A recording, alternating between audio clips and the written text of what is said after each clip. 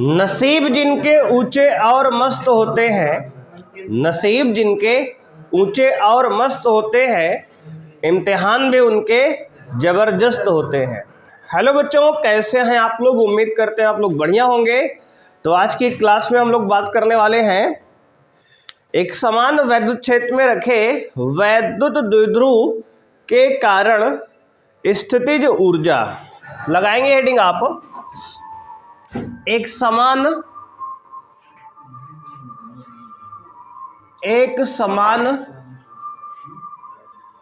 वैद्युत क्षेत्र में रखे, एक समान वैद्युत क्षेत्र में रखे वैद्युत द्विध्रुव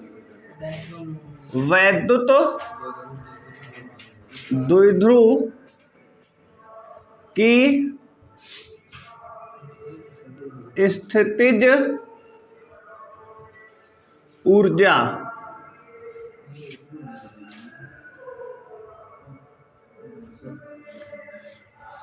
अगर कोई वैद्युत द्विध्रुव एक समान वैद्युत क्षेत्र में रखा है तो उसकी स्थितिज ऊर्जा हम लोग आज निकालना सीखेंगे। बात समझ में आएगी?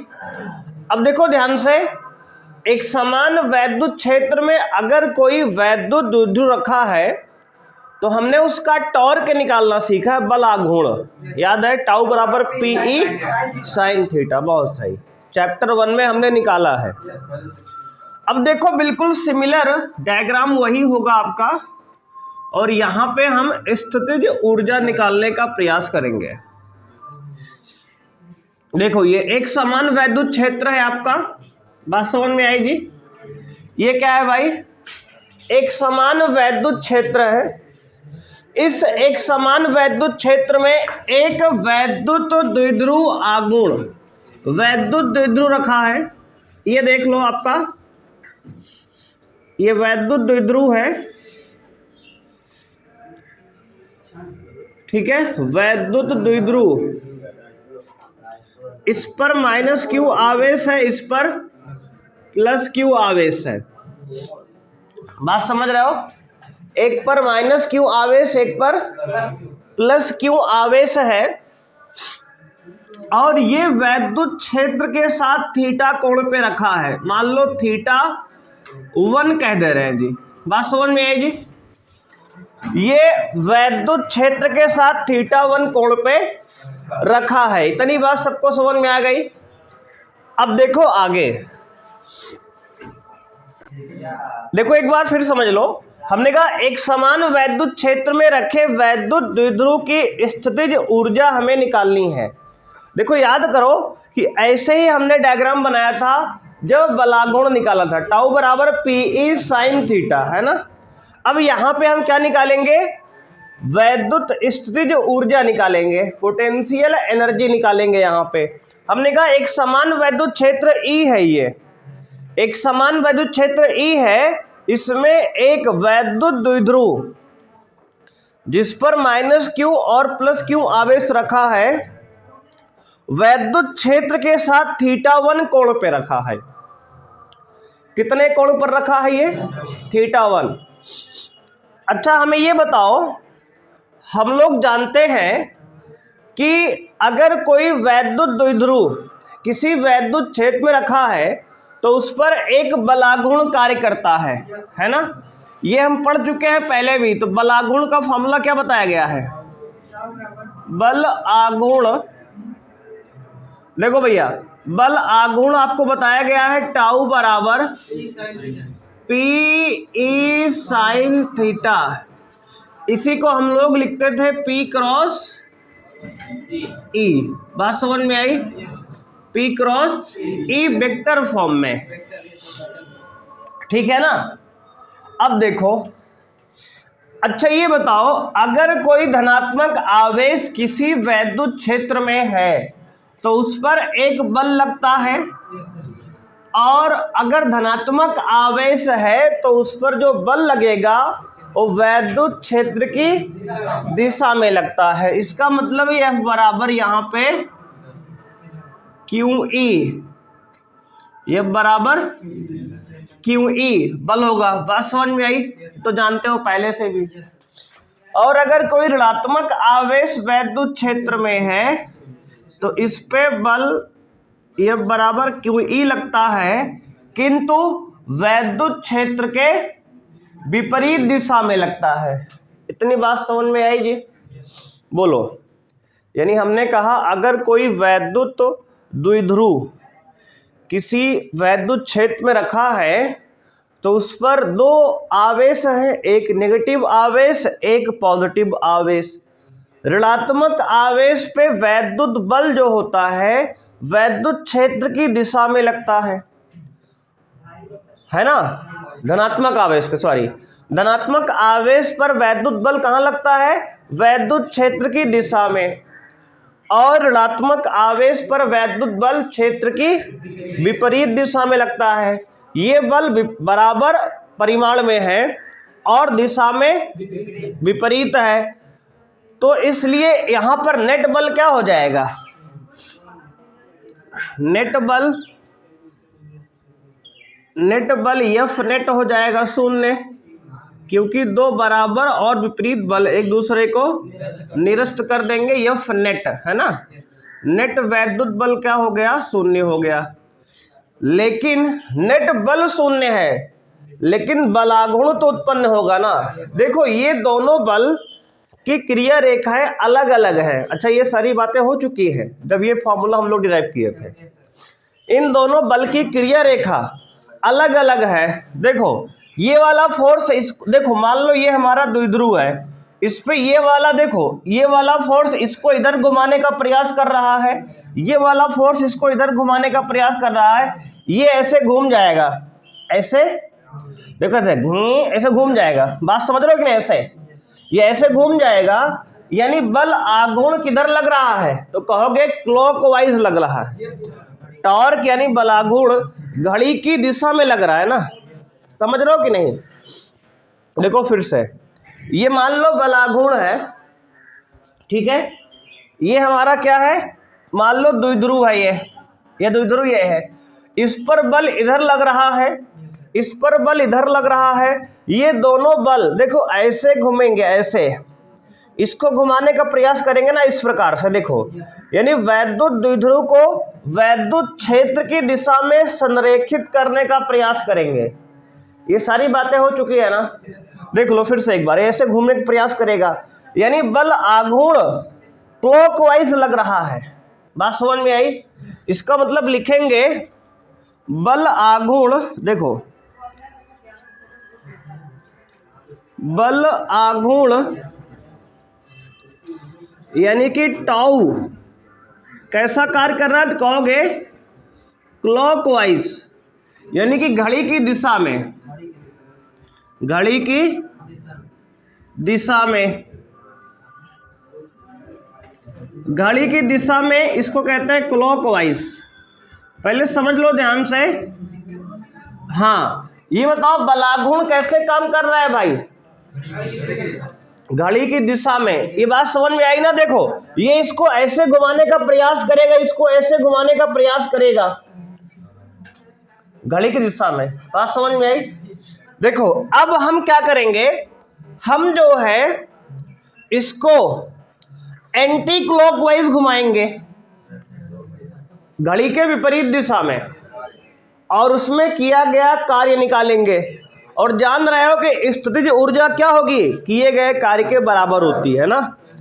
यानी हमें अगर स्थितिज ऊर्जा निकालना है, डेल्टा यू या यू निकालना है, पोटेंशियल एनर्जी है ना, स्थितिज ऊर्जा, तो पहले किया गया कार्य निकालना पड़ेगा, और जो किया गया कार्य होगा वही स्थितिज ऊर्जा के बराबर होता है। बात समझ में आएगी सबको?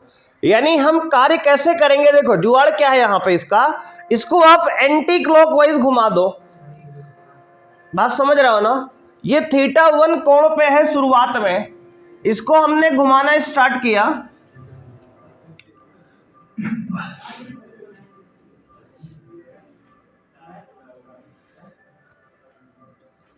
देखो ये अब ये θ1 कोण से कितना कोण हो गया? ये θ2 कोण हो गया। देखो ये वैद्युत क्षेत्र के साथ शुरुआत में θ1 कोण पे था और इसको घुमाकर हमने θ2 कोण पर ला दिया। बात समझ में आई? यानी जो कार्य किए हैं θ1 से θ2 में घुमाने में किया गया कार्य है ये। लेकिन ध्यान से अगर देखोगे तो भैया यहां पे जो थीटा है वेरिएबल है, थीटा की वैल्यू लगातार चेंज हो रही है, तो कार्य भी लगातार चेंज होगा, है ना, वेरिएबल होगा।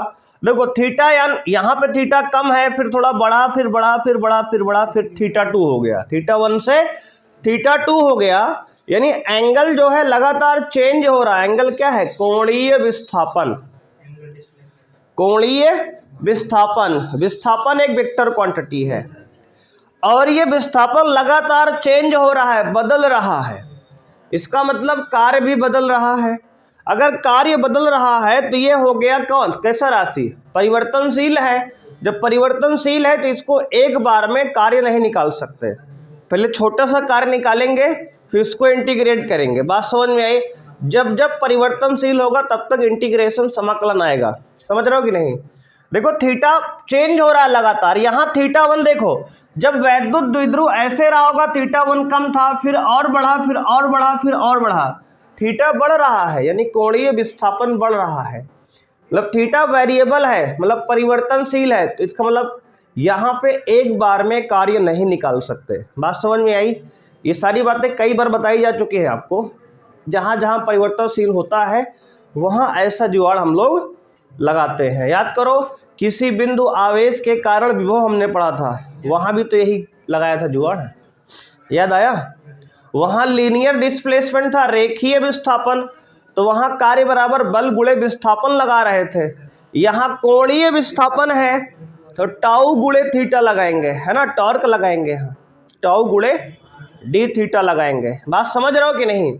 अच्छा देखो, ये कोणीय विस्थापन हो रहा है। देखो जब कोई आवेश को हम यहाँ से उठा के सीधी लाइन में उठा के यहाँ रख देंगे सीधे, इसे रेखीय विस्थापन कहते हैं। यहाँ कार्य का सूत्र होता है बल गुणे विस्थापन, ये वाला dx वाला। बात समझ रहे हो? लेकिन अगर जब कोणीय विस्थापन है, कोण पे घुमा रहे, तो कार्य का सूत्र होगा टाउ गुणे थीटा। टॉर्क ये बलागुण है, ये भी एक बल है, लेकिन ये बल किसी वस्तु को घुमाने के लिए काम में लाया गया है, घुमा रहा है वस्तु को। जैसे दरवाजा होता है, जब खोलते हो तो वहां बल नहीं, वहां बलागुण लगता है। समझ रहे हो कि नहीं? दरवाजा खोलना या बंद करना बलागुण का एक उदाहरण है ये। वहां बल नहीं लग रहा, बलागुण लग रहा है, क्योंकि जब किसी बल से किसी वस्तु को उसके अक्ष के अनुदिश घुमाया जाता है तो उसे बलागुण कहते हैं। और जब किसी बल से किसी वस्तु को रेखीय सीधी लाइन में चलाते हैं तो उसे बल कहते हैं। वो बल ये वाला होता है, फिर सीधे लाइन में चलाने के लिए बलागुण ये टाउ होता है ना। ये सारी बातें हम लोग जानते हैं। अब देखो, अब ध्यान देना, हमें क्या निकालना है? कार्य। तो अच्छा ये बताओ, हम लोग जो है, अच्छा बलागुण तो टाउ जो है घड़ी की दिशा में है, जो बता दिए पहले ही। देखो ये ऐसे घुमाने का प्रयास कर रहा है, समझ गए ना इतनी बात? लेकिन हम इसको घुमा कैसे रहे हैं? एंटी क्लॉकवाइज, यानी हमारा घूर्णन क्या है? घूर्णन यानी रोटेशन। हम कैसे घुमा रहे हैं इसको? तो कहोगे हम तो घड़ी के विपरीत दिशा में,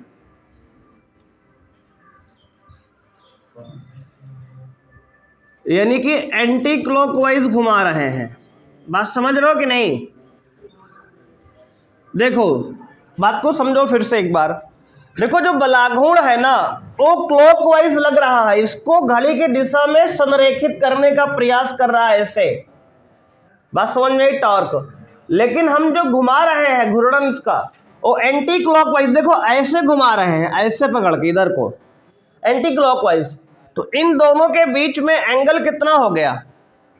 इन दोनों के बीच में टाउ और थीटा के बीच कोण टाउ व थीटा के बीच कोण हो गया 180 डिग्री। बात समझ में आई? क्योंकि क्लॉकवाइज हम घुमा रहे हैं इसको, देखो बलागुण क्लॉकवाइज है इस तरफ, रोटेशन एंटी क्लॉकवाइज है, दोनों एक दूसरे के विपरीत है ना, समझो ऐसे दोनों एक दूसरे के विपरीत है। अगर दोनों एक दूसरे के विपरीत है तो क्या हो गया, तो कहोगे एंगल 180 हो गया। अगर दो चीजें एक दूसरे के विपरीत होती है तो एंगल 180 होता है। देखो एक्चुअल तो मेथड ये है कि भाई इसकी तुम डायरेक्शन निकालो टाउ से। टाउ क्या होता है, P क्रॉस E। P की डायरेक्शन माइनस से प्लस की ओर है, तो P से E की तरफ घुमाओ हाथ, ये राइट हैंड, उसके बाद अंगूठा अंदर जा रहा है तो टाउ की डायरेक्शन अंदर है, और इसको आप डिस्प्लेसमेंट इधर कर रहे हो तो थीटा बाहर की तरफ है, टाउ अंदर है, थीटा बाहर है। देख लो 180 है। एक तरीका समझने का ओ वाला है, एक्चुअल मेथड वही है वास्तव वाला। लेकिन तुम यहां ऐसे भी समझ सकते हो कि यहां बलागुण देखो क्लॉकवाइज है, डिस्प्लेसमेंट एंटी क्लॉकवाइज है, दोनों एक दूसरे के विपरीत है, तब भी 180 एंगल है। बात समझ में आई ना? फिर से एक बार देख लो। देखो एक्चुअल मेथड क्या है, अगर आपको निकालना है क्या टाउ, तो टाउ की डायरेक्शन क्या है, P क्रॉस E। देखो P क्रॉस E, टाउ क्या होता है P क्रॉस E। P से E की तरफ घुमाओ, देखो P क्या है, माइनस से प्लस की ओर P होगा।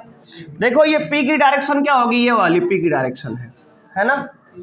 तो P से E की तरफ अपने राइट हैंड की चारों अंगुलियां घुमाओ, P से E की तरफ जो घुमा रहे हैं, अंगूठा अंदर जा रहा है तो टाउ की डायरेक्शन बोर्ड के अंदर है। समझ में आ गई ना?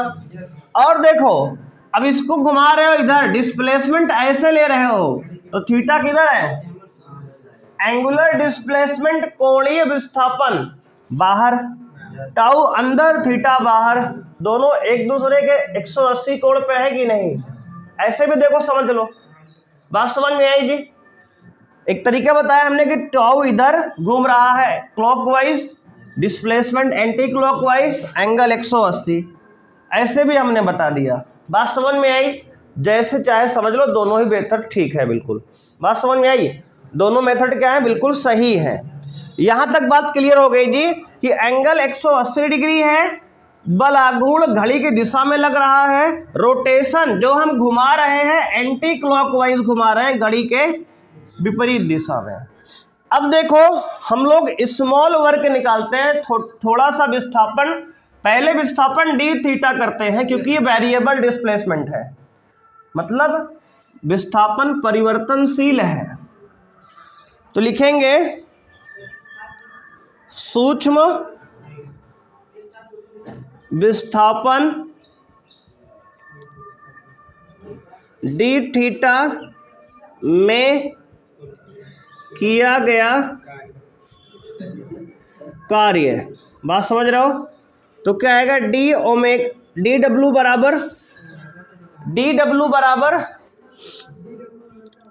किया गया कार्य, डी डब्ल्यू। देखो कार्य बराबर क्या होता है, बल गुणे विस्थापन। ध्यान देना, कार्य डी डब्ल्यू बराबर, ध्यान देना, डी डब्ल्यू किया गया कार्य, डी डब्ल्यू बराबर tau dot D theta, tau dot D theta. अरे ये वेक्टर क्वांटिटी है, डॉट प्रोडक्ट है। बात समझ रहे हो, टाउ डॉट डी थीटा। बात समझ में आएगी? कोई समस्या किसी को यहां तक? अब देखो, अब टाउ क्या है, बल आघूर्ण है, डी थीटा क्या है, थोड़ा सा विस्थापन है, सूक्ष्म विस्थापन। अच्छा थीटा क्यों नहीं लिए यहाँ, किसी कोई कंफ्यूजन है यहाँ? थीटा क्यों नहीं लिए, डी थीटा क्यों लिए? हाँ क्योंकि भैया यहाँ पे ना थीटा जो है वेरिएबल है, बदल रहा है, परिवर्तनशील है, तो थोड़ा सा हल्का सा विस्थापन करने में कार्य निकाल के उसको समाकलन करेंगे। जहाँ जहाँ वेरिएबल आएगा वहाँ वहाँ ये जुगाड़ लगाना पड़ेगा। कई बार पीछे भी हमने लगाया है, बताएं कहाँ याद लगाए हैं? बिंदु आवेश के कारण वैद्युत विभव निकाले थे, वहां लगाए थे, याद आया ना। अब देखो आगे, इतना बात समझ में आ गई सबको। अब देखो टाउ की वैल्यू, अच्छा इन दोनों के बीच एंगल ला दो, डॉट हटाएंगे आएगा टाउ डी थीटा कॉस 180, बात समझ में आएगी। देखो ए डॉट बी क्या होता है, ए बी कॉस थीटा होता है ना। अरे ए डॉट बी का फॉर्मूला आपने वेक्टर में पढ़ा है ना, वेक्टर ए डॉट बी, अगर दो वेक्टर का डॉट प्रोडक्ट है तो क्या आता है, ए बी कॉस थीटा का डॉट हटाते हैं तो टाउ और डी थीटा एक वेक्टर ही तो है, हटाए वेक्टर का तो कॉस थीटा आ गया, और इन दोनों के बीच एंगल 180 है, ये पहले ही बता दिए हैं, टाउ और थीटा के बीच में, बात समझ में आई। अब कॉस 180 की वैल्यू कौन बताएगा हमें, -1, तो डी डब्ल्यू बराबर क्या हो गया, टाउ डी थीटा इंटू -1, ठीक है जी। अब ये बताओ -1 बाहर, माइनस बाहर, टाउ की वैल्यू क्या होती है, पी ई साइन थीटा, तो पी ई साइन थीटा और डी थीटा, ये क्या आ गया, सूक्ष्म कार्य आ गया, थोड़ा सा विस्थापन डी थीटा देने में किया गया कार्य, इतना आया, -PE sine theta D theta. बोलो बात समझ में आई सबको, ये सूक्ष्म विस्थापन में किया गया कार्य है। अब देखो आगे, तो कुल कार्य निकालेंगे, इसको मिटा दें जी, तो लिख दिया ना इधर कहीं, अच्छा नहीं लिखे, एक मिनट रुक जाओ। तो कुल कार्य क्या होगा, कुल कार्य कहां से कहां, θ1 से θ2 रोटेट करने में, कहां से कहां, तो कहोगे θ1 से θ2 घुमाने में वैद्युत द्विध्रुव को, तो W बराबर क्या होगा, अच्छा ये एक्सटर्नल वर्क डन है, बाह्य कार्य है, यहाँ बाह्य कारक द्वारा किया गया कार्य हिंदी में लिख दो या फिर EXT लगा दो डॉट, मतलब एक्सटर्नल वर्क डन, क्योंकि हम घुमा रहे हैं उसको ना। अब देखो कुल कार्य क्या होगा, इंटीग्रेट कर दो छोटे से कार्य को जो निकाले हो आप डी डब्ल्यू को, कहां से कहां, θ1 से θ2 तक लिमिट लगा दिए, लिमिट कहां से कहां, θ1 से, किसी कोई समस्या हुई क्या यहां तक, ध्यान से देख लो, बोलो जी, किसी कोई समस्या है यहां तक, θ1 से θ2 तक। अब देखो इसकी वैल्यू डाल दो यहाँ पे, -PE sine theta D theta integrate θ1 से, बोलो जी, ठीक है, इतना समझ गए ना सब लोग। देखो एक बार फिर समझ लो, फिर लिखना, पहले समझ लो। हमने कहा एक समान वैद्युत क्षेत्र में रखे वैद्युत द्विध्रुव की स्थितिज ऊर्जा हमें निकालनी है, ठीक है। अब देखो हमने कहा कि ऐसे ही बिल्कुल सेम डायग्राम में हमने बलागुण निकाला था चैप्टर 1 में, टाउ बराबर PE साइन थीटा, उसका आज यूज है इसलिए पहले लिख लिए उसको, ठीक है, ये हम निकाल चुके हैं, डायग्राम भी सेम था ये। अब देखो हमने कहा एक समान वैद्युत क्षेत्र E है ये, उस वैद्युत क्षेत्र में एक वैद्युत द्विध्रुव रखा हुआ है जिस पर -Q और +Q आवेश है, और ये वैद्युत क्षेत्र के साथ θ1 कोण में शुरुआत में था, ठीक है। +Q आवेश पर एक वैद्युत बल वैद्युत क्षेत्र की दिशा में लगता है QE, -Q आवेश पर एक वैद्युत बल क्षेत्र के विपरीत दिशा में लगता है QE, परिमाण बराबर है, दिशा केवल विपरीत है। ये वेक्टर क्वांटिटी है तो माइनस यहाँ नहीं लगाएंगे, कोई सोच रहा नहीं लगाएंगे, बता रहे हैं पहले भी कई बार कि वेक्टर क्वांटिटी माइनस नहीं लगता है, और डायरेक्शन खुद ही हम जान जाते हैं, बात समझ रहे हो। अब देखो ये दोनों बल एक दूसरे से विपरीत दिशा में परिमाण में बराबर हैं, वैद्युत द्विध्रुव को क्लॉकवाइज घड़ी की दिशा में घुमाने का प्रयत्न करेंगे, तो बलागुण टाउ की दिशा क्या है, क्लॉकवाइज, बलागुण टाउ की दिशा क्या है, घड़ी की दिशा में क्लॉकवाइज, ठीक है। देखो ऐसे, ये ऐसे घुमाने का प्रयास करें क्लॉकवाइज, ठीक है, और इसको हमने घुमा दिया एंटी क्लॉकवाइज, θ1 से θ2 तक कोण पे, थीटा 1 कोण पे था शुरुआत में, इसको हमने घुमा के थीटा 2 कोण तक, यहां से पकड़ के देखो ऐसे घुमा के ऐसे रख दिया यहाँ पे। बात समझ में आई? तो हमने कहा घूर्णन हमने रोटेशन कैसे किया, घड़ी के तो एंटी क्लॉकवाइज में रोटेशन किया। अब देखो बलागुण टाउ जो है क्लॉकवाइज है, रोटेशन थीटा एंटी क्लॉकवाइज है, ये थीटा की बात कर रहे हैं, ये थीटा है। दोनों के बीच में एंगल कितना हो गया, 180 हो गया ना। इसको हमने एक तरीके से और समझाया आपको, एक तरीका और बताए थे। देखो P क्रॉस E करने पर अंगूठा अंदर जा रहा है तो टाउ की डायरेक्शन अंदर। अब इधर से E से अगर थीटा रोटेशन, देखो रोटेशन को ध्यान रखो, थीटा बाहर टाउ अंदर थीटा बाहर, 180 एंगल फिर से वैसे भी एक तरीका समझने का भी है। लेकिन अब ये वाली बात वही समझेगा जो 11 फिजिक्स पढ़ा है 11th का, क्योंकि 11th में रोटेशन में ये सब बताया गया था कि एंगुलर डिस्प्लेसमेंट, कोणीय विस्थापन की दिशा कैसे निकालते हैं, ये सबको एक्सियल वेक्टर है ना, ये सब बताया गया वहाँ पे है। इसलिए बहुत जोर उस पर नहीं दे रहे हैं हम, क्योंकि इसमें कुछ लोग 11 नहीं पढ़े हैं, है ना। तो ऐसे समझ लो भाई, कोई दिक्कत नहीं है ना, बात समझ में आ रही है कि नहीं। अब देखो आगे, सूक्ष्म विस्थापन डी थीटा में किया गया कार्य। ये देखो थीटा परिवर्तनशील है, वेरिएबल है, तो हमने कहा छोटा सा कार्य निकाल के इसको समाकलन कर लेंगे। क्योंकि देखो यहाँ थीटा थोड़ा कम है, और बढ़ाएंगे और ज़्यादा होगा, और बढ़ाएंगे और ज़्यादा होगा, और बढ़ाएंगे और ज़्यादा होगा। थीटा लगातार बदल रहा है तो कार्य भी लगातार चेंज हो रहा है, इसलिए हम एक बार में कार्य निकाल नहीं सकते। बात समझ रहे हो? यानी पहले उधर जब ये लग रहा है तो बल पहले ज़्यादा लगाए होंगे, है ना, बल लगातार चेंज हो रहा है, उससे कार्य भी लगातार चेंज हो रहा है। तो यहाँ पे हमने कहा सूक्ष्म विस्थापन डी थीटा में किया गया कार्य डी डब्ल्यू बराबर टाउ डॉट डी थीटा। देखो अगर आप रेखीय विस्थापन करते हो तो कार्य का फॉर्मूला बल गुणे विस्थापन होता है। रेखीय विस्थापन यह वाला कौन सा, वहाँ पे कार्य का फॉर्मूला डब्ल्यू बराबर होगा बल गुणे विस्थापन डी एक्स, ये वाला, ये रेखीय विस्थापन का कार्य है। और अगर कोणीय विस्थापन कर रहे हो आप, किसी एंगल पे किसी घुमा रहे हो, तो कार्य का फॉर्मूला ये होगा टॉर्क डॉट थीटा। ये सब फॉर्मूले कहाँ से आए हैं?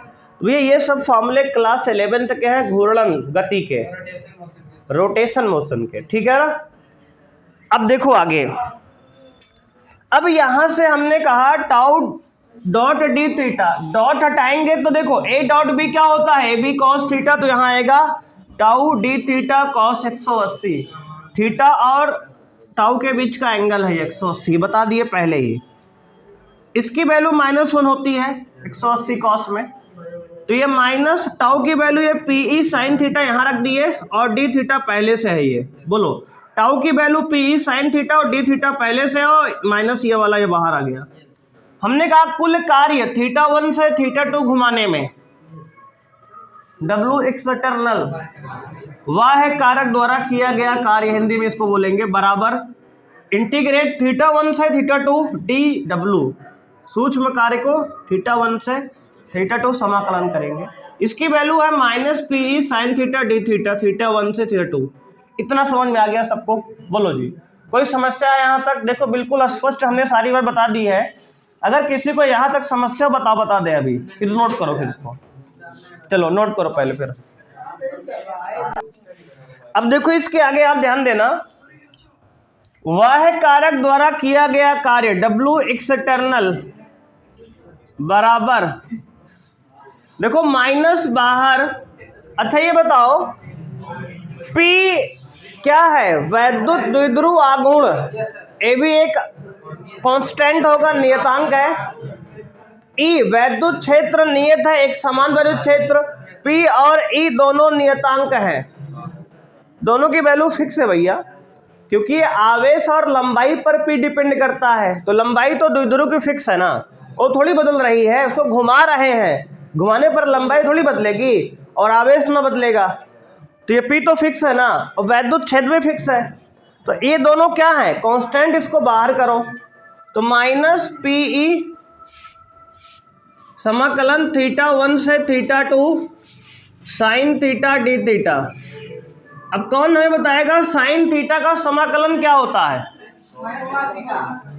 साइन थीटा का समाकलन क्या होता है? साइन थीटा का समाकलन क्या होता है? Minus cos theta, minus cos theta. बात समझ में आई? देखो साइन थीटा का समाकलन माइनस कॉस थीटा होता है। समझ सकते हैं, गलती हो जाएगी, भूल गए अलग बात है, लेकिन ध्यान रखो। देखो साइन थीटा का अवकलन होता है कॉस थीटा, और कॉस थीटा का समाकलन होता है साइन थीटा, और साइन थीटा का समाकलन माइनस कॉस थीटा होता है। ठीक है, बातें याद रखो। अब देखो ये माइनस और ये माइनस मिलके क्या हो जाएगा? प्लस। बहुत सही। डब्ल्यू एक्स टर्नल बराबर माइनस माइनस ये हो गया plus P E cos theta, theta 1 से थीटा 2। अब लिमिट डालेंगे तो वाई कारक द्वारा किया गया कार्य बराबर हो गया P E cos theta 2 minus cos theta 1। बोलो कोई दिक्कत है? कोई समस्या है यहाँ तक? नहीं। पहले अपर लिमिट डाल दिए थीटा की जगह पे, फिर माइनस लगाए, फिर लोअर लिमिट डाल दिए थीटा की जगह पे। ठीक है ना? अच्छा, साइन थीटा का समाकलन सबको देखो नहीं पता भाई लिख लो। साइन थीटा का समाकलन होता है माइनस कॉस थीटा। ठीक है, थीटा के रिस्पेक्ट में, थीटा के रिस्पेक्ट में माइनस कॉस थीटा होता है। अब देखो ये आ गया कार्य। कभी कभी हमसे पूछता है, ध्यान दो, कभी कभी हमसे पूछेगा एक समान वैद्युत क्षेत्र में रखे वैद्युत द्विध्रुव को घुमाने में किया गया कार्य ये बताइए। तो कार्य देखो आ चुका है, कार्य आ चुका है P E cos theta 2 minus cos theta 1। एक तो इसको आप याद कर लो। ठीक है, याद रखो, है ना? इसको याद रखो, किया गया कार्य है। बात समझ रहे हो? किया गया कार्य आपको रखना है याद। कितना होता है? P E cos theta 2 minus cos theta 1। अब देखो इसके बाद क्या करते हैं, आपको याद होगा वैद्युत स्थितिज ऊर्जा डेल्टा यू बराबर, इसको लिख सकते हैं U final minus U initial बराबर work done by external agent और बराबर minus of work done by electric force. वैद्युत बल लिख दे कि इलेक्ट्रिक फोर्स समझ जाओगे? हिंदी में लिख दे, चलो। वैद्युत बल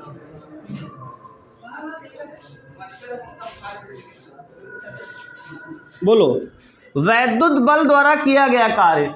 देखो वाह कारक द्वारा किया गया कार्य पॉजिटिव होता है, वैद्युत बल द्वारा किया गया कार्य नेगेटिव, क्योंकि एक दूसरे के विपरीत होते हैं ये। बात समझ में आई? देखो वैद्युत बल ये क्यों ई है, उधर लग रहा है, हम कार्य उल्टा कर रहे हैं उसके अपोजिट, तो दोनों कार्य लगभग परिमाण में समान लेकिन दिशा में क्या है, विपरीत है, इसलिए एक माइनस आता है। तो पहले बता चुके हैं इसको भी हम, फॉर्मूला पहले भी हो चुका है। अब देखो ध्यान देना, यू फाइनली वैद्युत द्विध्रुव कहाँ पहुंचा है? थीटा 2 कोण पे, है ना? शुरुआत में कितने कोण पे था? इसको हम ऐसे लिख सकते हैं क्या, यू फाइनल को यू एट थीटा 2 लिख दे माइनस यू एट, बोलो, यू फाइनल को यू एट थीटा 2 लिख दे,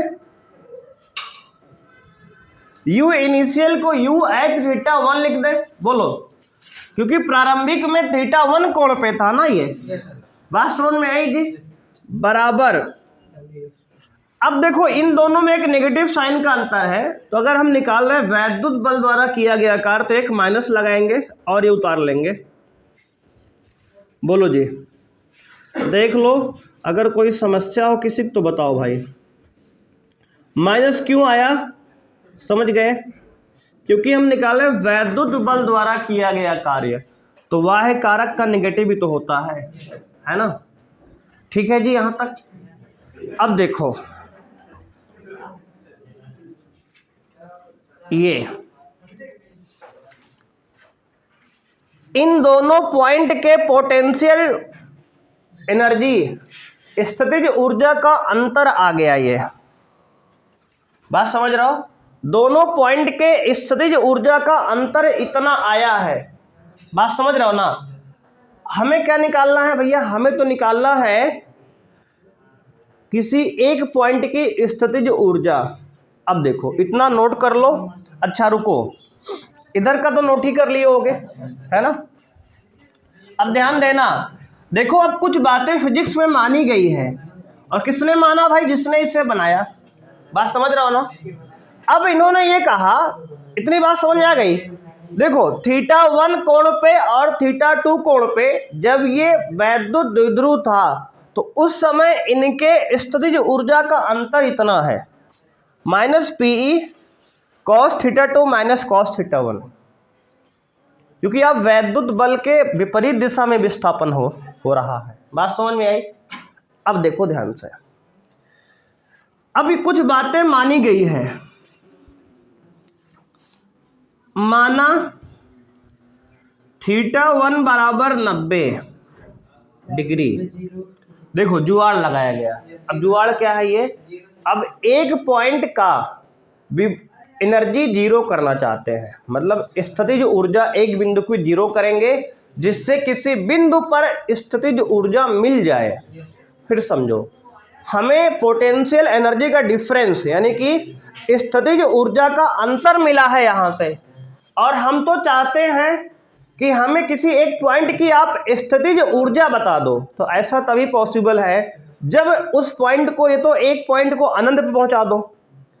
यहाँ अनंत पे पहुंचाना पॉसिबल है नहीं अभी, है ना? तो उसका दूसरा तरीका देखो, एक तरीका आप सीख चुके हो पहले भी, अनंत पे पहुंचाने वाला, कि जब हमें एक पॉइंट को जीरो करना होता है तो वहां उसको अनंत पे लेके जाते हैं। कई बार देखो ऐसा काम किए हैं, तुम्हें भी याद होगा, पोटेंशियल डिफरेंस विभवांतर निकाले तो वो काम किए थे। जब हमने पोटेंशियल एनर्जी निकाला 2 सिस्टम के चार्ज के लिए, 3 के चार्ज के लिए, तब भी बताया था कि अनंत से उठा के लाते हैं, याद है ना? जिसमें हमने Q1 Q2/R निकाला था फार्मूला 2 चार्ज के लिए। अब देखो एक दूसरा तरीका आज सीखेंगे हम। अब इसको जीरो कैसे करेंगे एक पॉइंट को? तो हमने कहा θ1 90 रख लो। हमने नहीं कहा, मतलब जिसने बनाया इसको, बात समझ रहे हो? उन्होंने बताया इस चीज को कि आप θ1 को 90 डिग्री रख लो। इससे क्या होगा? cos θ1 की वैल्यू हो जाएगी cos 90 और cos 90 हो जाएगा 0। बात समझ में आई? क्लियर है? अब ये अजम्पशन है, इसको माना गया है। अगर ये नहीं मानोगे तो फिर यही फॉर्मूला लिख लो, आगे बढ़ जाओ, यही समाप्त हो गया काम, है ना? अगर इसको नहीं मानोगे तो यही हो गया कंप्लीट फॉर्मूला, यही लिख लो इसको। अच्छा, ये भी प्रूफ करने के बाद था पेपर में कई बार। अब इसके आगे अगर जाना है तो फिर ये अजम्पशन इसको मानना पड़ेगा। बात समझ में आई जी? अब अगर θ1 की वैल्यू 90 डालेंगे यहां तो क्या आएगा? देखो uθ2 मतलब potential energy eight θ2 angle -u90 बराबर -Pe cos θ2 cos θ1। बात समझ में आई जी? अब देखो ध्यान से, u एट θ2 बराबर आ गया। देखो अच्छा, ये -0 हो जाएगा ना, क्योंकि u 90 0 होगा। पोटेंशियल एनर्जी एट 90 डिग्री, ये देखो ये 0 है यहाँ पे, इसको अलग से भी लिख दे रहे हैं, नहीं कंफ्यूज रहोगे कहाँ से 0 हो गया। u एट 90 होता है 0, ये सब बता दिया इन्होंने पहले ही, ठीक है ना, जिसने इसे बनाया। अच्छा देखो, अब आगे देखो, -Pe cos θ2 माइनस, ये तो 0 हो जाएगा, देखो ये बता ही दिए है ना। तो अब यहां से potential energy at any angle θ2 कितना हो गया? -Pe cos θ2। बोलो हाँ या ना? कोई समस्या है किसी को? देख लो यहाँ पे potential energy at any angle θ2 कितना हो गया? माइनस पीई कॉस थीटा 2, ये एक स्पेशल केस है। जब थीटा 1 शुरुआत में ये डायपोल ऐसे रहा होगा, देखो इस प्रकार से ऐसे रहा होगा, तब ये सही है। ऑलवेज कौन सही होगा हर केस के लिए? तो हर केस के लिए भाई ये सही है ना? बात समझ में आ गई? अब देखो, अगर तुम चाहते हो कि थीटा 2 अच्छा नहीं लग रहा थोड़ा सा, इसको थीटा मान लो फिर। बात समझ रहे हो ना? देखो जुगाड़ है, सब स्टेप मार्किंग है। अब देखो, अगर आप यहां से वहां तो जगह है, इधर कर लेते हैं। अब थीटा की जगह पे थीटा 2 की जगह पे थीटा रख दो, तो फॉर्मूला क्या बन जाएगा? आप देखो, इसके बाद इधर लिख रहे हैं, तो U at theta potential energy at any angle theta बराबर माइनस पीई कॉस थीटा।